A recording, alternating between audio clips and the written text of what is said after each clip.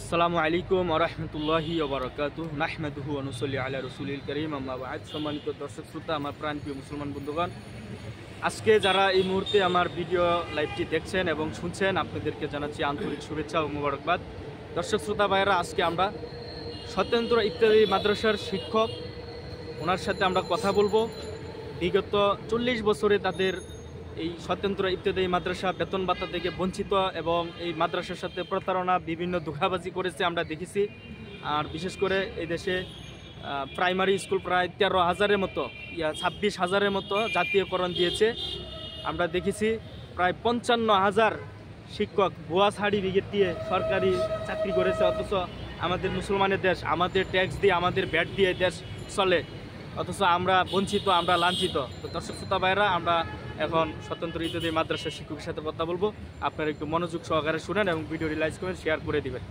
ভাই, আপনি এখানে যে আসছেন, কতদিন হয়েছে এখানে অবস্থান করছেন? এবং এত কষ্ট, চতুর্দিক দিয়ে কোনো বাথরুমের ব্যবস্থা নাই, পেশাবের ব্যবস্থা নাই, এই খোলা আকাশের নিচে কনকনে শীত, প্রচণ্ড শীত। আমরা তো ওই ল্যাপটু সুগের ভিতরে রুমের মধ্যে থাকতে কষ্ট হয়, আপনারা এই খোলামেলা আকাশের নিচে থাকতেছেন কাঠন বিছিয়ে মাত্র। তো আপনাদের কি কষ্ট হচ্ছে না? আর আপনারা কি দাবি নিয়ে আসছেন? আমাদের অনেক কষ্ট হচ্ছে। আমরা 3-4 দিন যাবৎ এখানে অবস্থান করতেছি। আমরা দাবি নিয়ে আসছি আমাদের যে স্বতন্ত্র ইফতেদায়ী মাদ্রাসা, এগুলা জাতীয়করণ করার জন্য। আমি আসছি সুনামগঞ্জ জেলার দিরাই উপজেলার নবগ্রাম দনপুর ইসলামিয়া স্বতন্ত্র ইফতেদায়ী মাদ্রাসা থেকে। দীর্ঘ প্রায় 35 বছর যাবৎ আমার বাবা এই মাদ্রাসার প্রধান শিক্ষক ছিল, কিন্তু উনি আজ বেঁচে নাই। আসলে চোখ দিয়া পানি চলে আসে আমার বাবার কথা স্মরণ হলে। আমার বাবা প্রায় সময় বলতো যে মাদ্রাসা জাতীয়করণ করা হবে।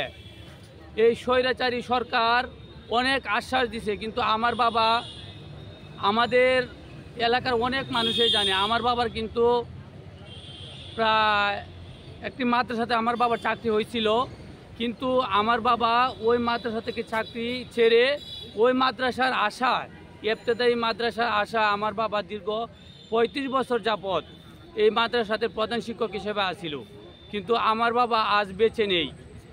কিন্তু দুঃখের সহিত বলতে হয়, প্রাইমারি লেভেলের ইফতেদায়ী মাদ্রাসাও মানে তারা পড়াইতেছে, কিন্তু তারা কিন্তু 20,000 30,000 টাকা বেতন পাচ্ছে, কিন্তু আমাদের ইফতেদায়ী শিক্ষকরা 1 টাকাও বেতন পাচ্ছে না।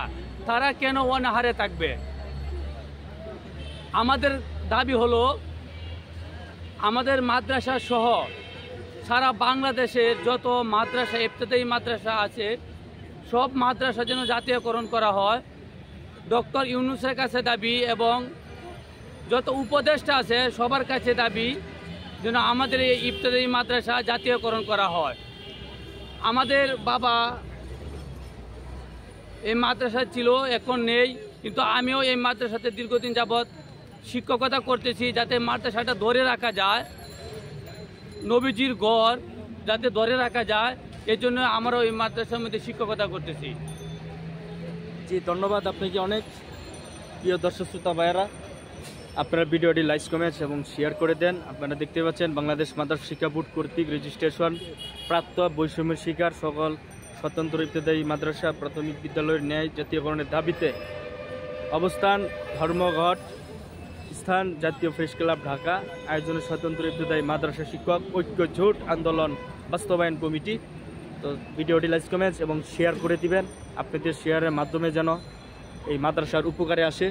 তো আল্লাহ তাআলা আপনাদের সকলকে ভালো রাখুক। আসসালামু আলাইকুম ওয়া রাহমাতুল্লাহি ওয়া বারাকাতুহু।